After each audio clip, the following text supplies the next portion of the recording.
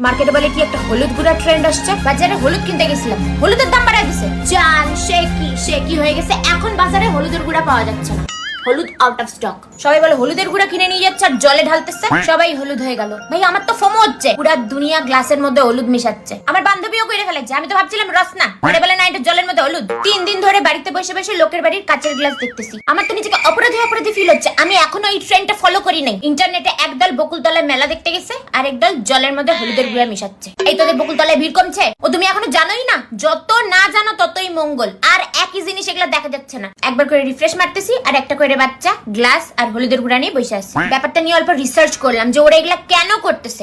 বুঝলাম যে ওদের আর খাইতে কোনো কাজ নেই, রান্নাঘরে হলুদ নাই, তরকারিতে দেওয়ার। দেশ দুনিয়া উথাল পাতাল হয়ে গেল, হেলিকপ্টার প্লেন ক্র্যাশ করে গেল, আর এরা জলের মধ্যে হলুদের গুঁড়া মিশাই যাচ্ছে। কি ধরনের রোগ এটা? এগুলা সারে না। একটা কিছু বেরোইলে ওইটার অন্তিম সংস্কার না করা পর্যন্ত লোকে থামে না। আমি করলে একমাত্র গায়ে হলুদ ট্রেন্ড ফলো করবো, নাইলে করবো না।